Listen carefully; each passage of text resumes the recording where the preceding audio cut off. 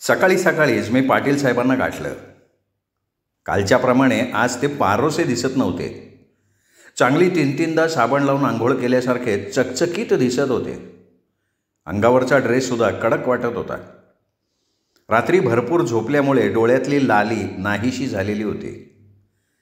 मला बघताच नेहमीप्रमाणे कपाळावर आठ्या घालत ते खेकसल्यासारखे म्हणाले, "तू पुन्हा आला का?" "हो." त्यांच्या खेकसण्याकडे दुर्लक्ष करत मी समोरच्या खुर्चीत बसत म्हणालो, "घाबरू नका. या खाकी वातावरणात राहण्याची माझी अजिबात इच्छा नाही आहे. मी लगेचच जाणार आहे." "आता तुला आणखीन काय पाहिजे?" माझ्या कॉमेंट्स मनावर न घेता त्यांनी तुसड्या स्वरात विचारलं. "नाही, फार काही नको आहे. फक्त एकच सांगा." "काय सांगू?" "हां, रणजित राणा आहे ना, याचा चेहरा मला काहीसा ओळखीचा वाटतोय. कालपासून मी विचार करतोय. जोर देऊन देऊन मेंदूचा पार भुगा झाला. पण त्याचा चेहरा मला का ओळखीचा वाटतोय ते माझ्या काही लक्षात येत नाही आहे." "अरे बघितला असेल त्याला कधीतरी कुठंतरी." नाही, असा कधीतरी कुठेतरी पाहिलेला चेहरा माझ्या मनात रेंगाळत नाही. वेगळ्याच कुठल्या तरी प्रकरणात मला त्याचा चेहरा पाहिल्यासारखा वाटतोय. कधी तो पोलिसांच्या तावडीत तर सापडला नव्हता?" "नाही, म्हणजे माझ्या माहितीप्रमाणे तरी नाही." "फार मोठ्या भानगडीत नाही हो, पण छोट्या मोठ्या प्रकरणात. कधी संशयावरनं अटक झाली आणि नंतर सोडून दिलं, किंवा एखाद्या केसच्या संदर्भात पोलिसांनी चौकशीसाठी त्याला बोलवून घेतलं असण्याची शक्यता वगैरे." "नाही रे, मला तरी नाही आठवत." "बरं, ते जाऊ द्या. मला सांगा, केसच्या संदर्भात काही नवीन माहिती मिळाली?" "नाही अजून." "चंद्रासाहेबांनी पहिल्यांदा वैशाली सानेचा खून केला आणि मग स्वतः आत्महत्या केली, हे तुमचं मत अजूनही कायम आहे?" "अरे याच्यात बदल व्हायचा प्रश्न येतोय कुठं?" पाटलांनी कपाळावर आठ्या घालत उलट मला विचारलं. "मग पोलिसांची ही थिअरी तुम्ही प्रेसला रिलीज का नाही करत आहात? प्रेस बुलेटिनमध्ये तर तुम्ही चंद्रासाहेबांची आत्महत्या आणि वैशाली सानेचा खून या दोन्ही घटना वेगवेगळ्या असल्याचं म्हटलं आहे. वरून आम्हाला तशी ऑर्डर आली का जोपर्यंत पूर्ण खात्री होत नाही तोपर्यंत चंद्रासाहेबाचं नाव वैशाली सानेच्या खून प्रकरणाशी जोडलं जाऊ नये." पण ही गोष्ट गुप्त थोडीच राहिली आहे. अर्थात अजूनपर्यंत तरी माझ्याशिवाय कोणाला माहिती नाही आहे म्हणा. पण ही गोष्ट मीच आमच्या पेपरमधनं उघड केली तर? अरे केली तर केली, माझं काय जाते? माझे वरिष्ठ ठरवतील स्वतः तुझ्या पेपरचं काय करायचं ते. पण तू जर ही गोष्ट तुला इन्स्पेक्टर पाटलाकडनं समजली असा दावा केला ना, तर याद राखा, तुला मी टायरमध्ये घालेल." नाही तर मला हे कसं माहिती होणार? "ते तुझं तू ठरव की." एनिवे, मी विषयच बदलला. "मी तुम्हाला काल जी चिठ्ठी दिली होती ती तुम्ही चेक केली?" "केली ना, केली. पण पहिल्यांदा मला सांग, त्याच्यावरनं तू काय सिद्ध करू बघतोय?" "काहीच नाही. मी कालच तुम्हाला सांगितलं, यापूर्वी रणजितला मी ओळखत नव्हतो आणि या संदर्भात चंद्रासाहेबांशी माझी भेट होण्यापूर्वी त्यांनी थेट वरचा रस्ता पकडला. त्यामुळे माझ्या मनात थोडासा संशय निर्माण झाला आहे की ती चिठ्ठी खरोखर चंद्रासाहेबांनीच लिहिली आहे का नाही." "हे बघ, मी हस्ताक्षर तज्ज्ञाकडनं त्या चिठ्ठीतलं हस्ताक्षर अगदी बारकाईने चेक करून घेतले. ती चिठ्ठी बनावट नाही. त्यातलं अक्षर अनाक्षर चंद्रासाहेबांनी आपल्या हाताने लिहिलेलं आहे." "हो, अशी?" पाटलांनी आपल्या टेबलच्या ड्रॉवरमधनं ती चिठ्ठी काढली, माझ्या हातात दिली. "आणखी एक." चिठ्ठीची घडी करून ती खिशात ठेवत मी म्हणालो, "आजकाल विनोद रावत काय करतोय हो?" पाटलांनी माझ्याकडे तीक्ष्ण नजरेनं बघितलं. "आज अचानक तुला त्याची आठवण कशी काय आली?" कोरड्या स्वरात त्यांनी विचारलं. "नाही, सहज आली.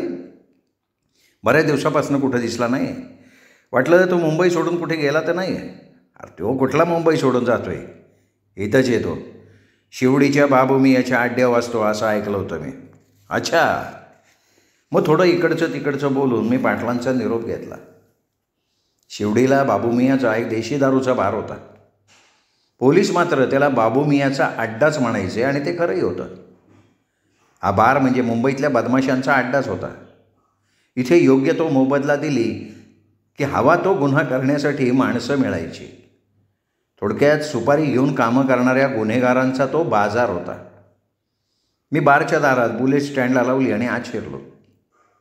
एका लांबलचक काउंटरच्या मागे एक 6 फूट उंचीचा पांढरी शुभ्र दाढी आणि डोक्यावर तुरळक पांढरे केस असणारा 60-65 वर्ष वयाचा एक वृद्ध बसलेला होता. मी सरळ त्याच्या समोर जाऊन उभा राहिलो. सलाम बाबू मियाँ. बाबू मियाँनं मान वर केली. मला बघताच त्याचा चेहरा खोलला. अरे विकी बाबा, ये ये ये. प्रेमळ आवाजात बाबू मियाँ म्हणाला. अरे हय कैसे? हां, बऱ्याच दिवसांनी आला. चला, या म्हाताऱ्याला एकदम विसरून गेला काय तू? अरे नाही बाबू मियाँ, काय करणार काय ना, नोकरी अशी आहे का वेळच मिळत नाही. हां, ते बी खरंच आहे म्हणा. बाबू मियाँ, काही स्पेशल चीज असेल तर काढा की बाहेर. आता ही काय सांगायची गोष्ट आहे का मियाँ? थांब, कालच एक फॉरेनची चीज आली. असं म्हणत बाबू मियाँनं काउंटरच्या खाली कुठल्या तरी कप्प्यात हात घालून ब्लॅकडॉगची बाटली बाहेर काढली. मग काउंटरवरचा एक ग्लास उचलून एक लार्ज पेक ग्लासमध्ये ओतला. ओपनरनं सोड्याची बाटली उघडली. ग्लास भरला, माझ्यापुढे सरकवला. वा बाबू मियाँ, देशीबरोबर आता विलायती ठेवायला सुरुवात केली काय? मी ग्लास उचलून एक घोट घेत म्हणालो. अरे नाही बाबा, ही खास तुझ्यासारख्या मेहमानासाठी. साली विलायती इथे परवडायला पाहिजे ना. हां, तेही बरोबर आहे म्हणा. मी 2-3 घोट घेतले आणि सहज स्वरात विचारलं. बाबू मियाँ, आजकाल विनोद रावत तुमच्याकडे असतो असं ऐकलं आहे, खरं आहे? बाबू मियाँनं बारीक डोळे करून माझ्याकडे टक लावून बघितलं आणि निर्विकार स्वरात म्हणाला. हां, आहे. मग कुठे दिसत नाही तो? काय भानगड, काय राज आहे? एवढी पूछताछ कशाबद्दल चालली त्याची? अरे नाही नाही, काय भानगड वगैरे नाही बाबू मियाँ. खरं म्हणजे मी सध्या एका केसवर काम करतो आहे आणि त्यासाठी त्याची काही मदत झाली तर बघावी, एवढाच माझा हेतू आहे. अच्छा अच्छा अच्छा अच्छा. बाबू मियाँचा चेहरा निवळला. खरं सांगू का, तो माझ्याकडं असून पण नसल्यासारखाच आहे. म्हणजे या माणसाकडनं माझी फार निराशा झाली. जुने संबंध असल्यामुळे त्याला काही बोलता येत नाही बघ. तो जेव्हा सब इन्स्पेक्टर होता तेव्हा त्याचा मला बराच उपयोग व्हायचा. म्हणूनच 1 महिन्यापूर्वी जेव्हा माझ्याकडे येऊन त्याने नोकरीची गरज असल्याचं सांगितलं तेव्हा मी त्याला ठेवून घेतलं. पण त्याच्या नोकरी करायच्या पद्धतीवरनं त्याला नोकरीची गरज आहे असं वाटतच नाही. अरे कधी येतो, कधी येत नाही, कधी आला तर नशेतच असतो आणि आला तर कितीतरी दिवस झाले आता तो आलाच नाही आहे. म्हणजे शेवटचा असा कधी आला होता? रविवारी आला होता तो. हो, रविवारच होता. माझं एक काम कराल बाबू मियाँ? काय? तो जो पुन्हा आला तर मला कळवाल? अरे जरूर. मी ग्लास बॉटम ऑफ केला, काउंटरवर ठेवला. थोडा वेळ बाबू मियांशी इतर विषयांवर गप्पा मारल्या आणि मग त्याचा निरोप घेऊन निघालो. शिवडीहून मी सरळ चेंबूरला गेलो. चेंबूरच्या पुलाखाली रामदासचा लॉटरी स्टॉल होता. हा रामदास पूर्वी पोलीस खात्यात होता, पण गुंडांशी झालेल्या चकमकीत त्याच्या पायाला गोळी लागल्यानं त्याला सक्तीची रिटायरमेंट घ्यायला लागली होती. आता बसल्या बसल्या काहीतरी उद्योग करायचा म्हणून त्यांनी लॉटरीचा स्टॉल टाकला होता. नोकरीत असताना रामदासनं विनोद रावतच्या हाताखाली बरेच दिवस काम केलेलं होतं. रावतची सगळी अंडी पिल्ली रामदासला माहिती होती. अरे विक्रम साहेब, तुम्ही? मला बघताच रामदास म्हणाला. अरे कसं काय येणं केलं साहेब? नाही, एक काम होतं म्हणून आलो. बोला की साहेब. विनोद रावतचं सध्या काय चाललं आहे? मी सरळ मुद्द्याला हात घातला. त्याचं काय आहे साहेब, आमच्यासारखं थोडंच आहे. आम्ही आपलं बसलो इथं पुलाखाली आणि तो मारतोय मजा. म्हणजे साहेब, आजकाल त्याचा थाट बघायला नको. अहो, कालपर्यंत तो 10 रुपयाला महाग होता. 5-10 रुपये माझ्याकडेच उसने मागायचा. पण आता अचानक मोठा पैसेवाला वाटायला लागला आहे. पहिला इथे चेंबूरच्या झोपडपट्टीत राहत होता. मीच मिळवून दिली होती त्याला ती झोपडी, पण आता तीही सोडून दिली आहे. कुठून तरी मोठा माल हाताला लागलेला दिसतोय त्याच्या, आणि आता तो मोठा थाट आहे त्याचा. नकळत मला किनारामध्ये सुचित्रा आणि प्रकाश सावंतवर पाळत ठेवत असलेला रावत आठवला. त्यावेळी त्याच्या अंगावर चांगला बऱ्यापैकी सूट होता. काही कल्पना आहे का हा माल त्याच्या हाताला कसा लागला याची? मी विचारलं रामदासला. नाही, नक्की काय माहीत नाही, पण कुठला तरी बडा बकरा कापला असणार तरी, दुसरं काय. सध्या राहतो कुठे तो? परेलला. नाही, परेललाच, पण नेमकं कुठे ते नक्की नाही माहिती पत्ता, पण ST स्टँडजवळ कुठेतरी राहतो. एकदा माझ्याकडे आला होता तेव्हा मोठ्या फुशारकीनं म्हणाला होता, अरे परेलच्या ST स्टँडजवळ कुणालाही विचारलं विनोद रावत कुठे राहतो, सरळ तुला घरी आणून सोडतील. ठीक आहे, हे बघ, त्याच्याबद्दल आणखीन काही समजलं तर मला कळव. माझा ऑफिसचा आणि घरचा दोन्ही फोन नंबर तुला देऊन ठेवतो. चालेल की. रामदासला फोन नंबर देऊन मी त्याचा निरोप घेतला. ऑफिसवर आलो. सरळ आमच्या रेकॉर्ड रूमला असलेल्या तळघरात घुसलो. एक सिगरेट पेटवली, बैठक मारली आणि मोठ्या चिकाटीनं जुन्या अंकांच्या फाईल्स बघायला सुरुवात केली. काम मोठं कंटाळवाणं, सुस्ती आणणारं होतं, पण इलाज नव्हता. 2 वर्षापूर्वीचे अंक चाळायला सुरुवात केली. जवळजवळ 2 तासांच्या परिश्रमानंतर 3 वर्षांपूर्वीच्या एका अंकात मला हवं ते मिळालं. बातमी तशी छोटीच होती, पण या केसचा विचार करता अतिशय महत्त्वाची होती. बातमीचा मथळा होता जबरदस्तीनं पैसे लुबाडण्याचा प्रयत्न, आणि त्याखाली बातमी होती पोलिसांची तत्परता आणि हुशारी यामुळे आज रणजित राणा नावाच्या 30 वर्षाचा तरुण आणि त्याची देवयानी नावाची साथीदारीण यांचा ब्लॅकमेल करून पैसे लुबाडण्याचा प्रयत्न अयशस्वी ठरला. पुढे थोडक्यात या घटनेची सगळी माहिती दिली होती. त्यानुसार रमणिकलाल मेहता नावाच्या एका उद्योगपतीचा देवयानी नावाच्या तरुणीशी अनैतिक संबंध आलेला होता. ते दोघं एकत्र असताना अचानक या तरुणीचा पती तिथे आला. त्याने उद्योगपतीला धमकी दिली की या प्रकरणाची कुठेही वाच्यता होऊ नये. असं वाटत असेल तर 1 लाख रुपये द्यावेत. ब्लॅकमेल करायची ही नेहमीची युक्ती होती. सर्वसाधारणपणे अशा प्रकारात माणूस बदनामीच्या भीतीनं मागितलेली रक्कम देतो आणि मोकळा होऊन जातो. पण यावेळी ही युक्ती देवयानी आणि तिचा साथीदार रणजित यांच्या अंगलट आली. रमणिकलाल मेहताने त्या धमकीला न घाबरता पोलिसांची मदत घेतली. परिणामी पोलिसांनी रणजित राणाला ब्लॅकमेल करायच्या आरोपाखाली अटक केली होती. ती देवयानी मात्र पोलिसांना सापडली नव्हती. या बातमीच्या बाजूला रणजित राणाचा फोटो होता. रणजित राणाला अटक करणाऱ्या एका इन्स्पेक्टरचाही फोटो दिला होता आणि हा सब इन्स्पेक्टरचा फोटो विनोद रावतचा होता. या अंकानंतरच्या तारखेचे अंक मी चाळून बघितले. 1-2 अंकात त्या केसचा त्रोटक उल्लेख होता, पण फारसं महत्त्वाचं असं कुठे काही आढळलं नव्हतं. त्यानंतरच्या जवळजवळ महिनाभरानंतरच्या एका अंकात पुन्हा त्या केसचा उल्लेख आला होता. बातमीत म्हटलं होतं रमणिकलाल मेहता नावाच्या त्या उद्योगपतीनं रणजित राणाविरुद्ध केलेली आपली तक्रार मागे घेतली होती आणि त्यामुळे पोलिसांनी रणजितला सोडून दिलं होतं. ती देवयानी पोलिसांना सापडलीच नव्हती. मी त्या सगळ्या अंकांच्या तारखा नोट करून घेतल्या. मदनचा फोन येताच मी प्रेस क्लबवर गेलो. काय झालं रे, मी विचारलं. मदननं खिशातनं एक कागद काढून माझ्या हातात दिला. मी कागदाची घडी उघडून बघितलं. त्यात 5 हॉटेलची नावं होती. Sahara hotel, Indra hotel, Ravindra hotel, Amarendra hotel, Banjara hotel, एवढीच. अरे तूर्त तरी एवढ्याच हॉटेल्सची मी निवड केली आहे. मुंबईतल्या अशा नावांच्या हॉटेल्सचा शोध घ्यायचा म्हणजे एक दिव्य आहे. उगाचच वेळ आणि श्रम वाया घालवण्यात काय अर्थ आहे. म्हणून माझ्या दृष्टीने मी निवड केली आहे. यातलं एखादं तुझ्या कामाचं आहे का बघ, नसेल तर मग आणखीन शोध घेऊ. ठीक आहे, या हॉटेलांची काही विशेषता? हे बघ, ही सगळी मध्यम प्रतीची हॉटेलं आहेत. प्रत्येक ठिकाणी काही ना काही बेकायदेशीर गोष्टी चालू आहेत.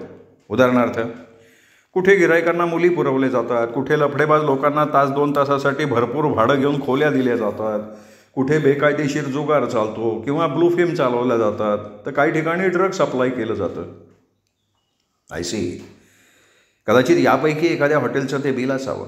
हो, बरं मी चालतो. तुझं काम नाही झालं तर पुन्हा मोहीम चालू करू. मदन निघून गेल्यावर मी क्लबच्या फोन असलेल्या खोलीत घुसलो. एका खुर्चीत बसून फोनची डिरेक्टरी काढली आणि मग मदननी दिलेल्या हॉटेल्सचे नंबर शोधून ते एका कागदावर टिपून घेतले. ते काम झाल्यावर मी टेलिफोन पुढे ओढला. सगळ्यात पहिल्यांदा मी भेंडी बाजारमध्ये असलेल्या सहारा हॉटेलचा नंबर फिरवला. हॅलो. पलीकडनं आवाज आला.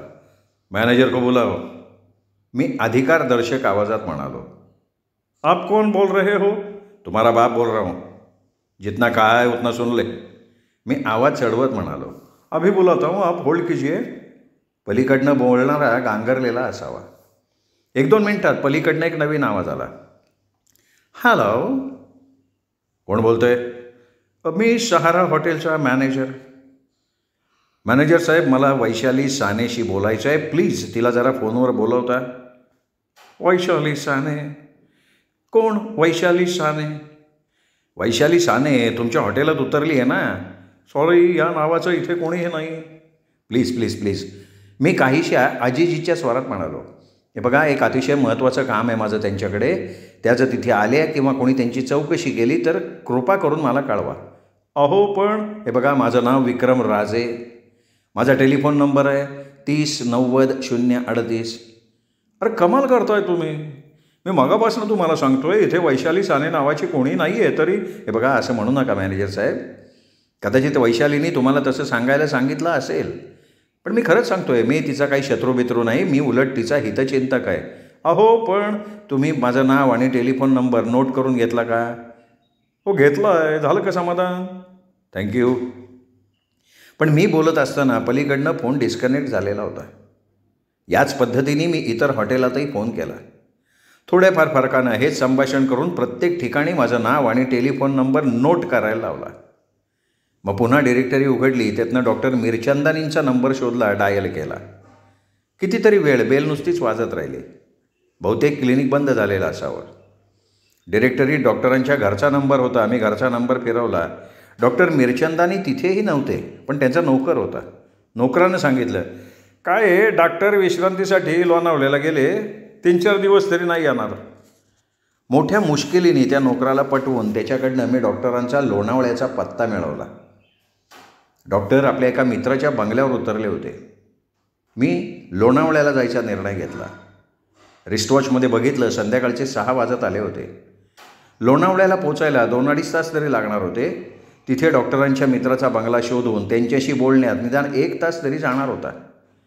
या हिशोबानं मला परत घरी यायला निदान 12 तरी वाजणार होते, पण आता त्याला इलाज नव्हता. निर्णय होताच मी खुर्चीतनं उठलो, दाराकडे वळलो आणि त्याच वेळी फोनची घंटी वाजली. पुन्हा फोनकडे वळत मी रिसिव्हर उचलला. हॅलो. पलीकडून कोणीतरी अधीऱ्या स्वरात विचारलं. हो तिथे मिस्टर विक्रम राजे आहेत का? आपण कोण बोलताय? हो मी रणजित राणा बोलतोय मी. आपण प्लीज राजेंना. राणा, मी विक्रमच बोलतोय. अरे विक्रम साहेब, मी तुमच्या घरी फोन केला होता, ऑफिसातही केला होता, शेवटी इथे ट्राय करावा म्हणून. बोला ना, एवढं काय अर्जंट काम काढलं? त्याचं बोलणं मध्येच तोडत मी विचारलं. मला तुमची ताबडतोब भेट हवी आहे. तो काहीशा उत्तेजित स्वरात म्हणाला. एक महत्त्वाचं सांगायचं आहे मला तुम्हाला. काय ते? हो ते भेट झाल्यावर सांगतो ना. आत्ता कुठून बोलताय तुम्ही? मी चंद्रसाहेबांच्या बंगल्यावरनं. हो तिथून इथे यायला तुम्हाला बराच वेळ लागेल आणि मला तर ताबडतोब लोणावळ्याला जायचं आहे. अरे बापरे, मग आता हो. हे बघा, आता 6 वाजलेत. मी ताबडतोब निघतो आहे. कुठल्याही परिस्थितीत मी मध्यरात्रीपर्यंत येईन, तेव्हा भेटू. कुठे? माझं घर तुम्हाला माहिती आहे? हो, माहीमला, नवजीवन कॉलनीत 3 नंबर बिल्डिंगमधला 2ऱ्या मजल्यावरचा फ्लॅट. डिरेक्टरी तुमचा पत्ता पाहिला ना मी. गुड. हे काम करा, 12च्या सुमाराला तुम्ही या. मी नसलो तरी माझ्या फ्लॅटमध्ये बसून माझी वाट बघायला काही हरकत नाही. फ्लॅटची चावी मी गेटवरच्या वॉचमनकडे ठेवतो. ठीक आहे, मी येतो 12 वाजेपर्यंत. तुम्ही वॉचमनला मात्र सांगून ठेवा. असं म्हणत त्यांनी फोन डिस्कनेक्ट केला. श्रोते हो, दीपक रेगे कथाकथन चॅनलवर तुम्ही ऐकताय सुरेश वैद्य लिखित चरित्र ही कादंबरी. आज तुम्ही ऐकलात या कादंबरीचा 5वा भाग. 6वा भाग उद्या. तोपर्यंत नमस्कार.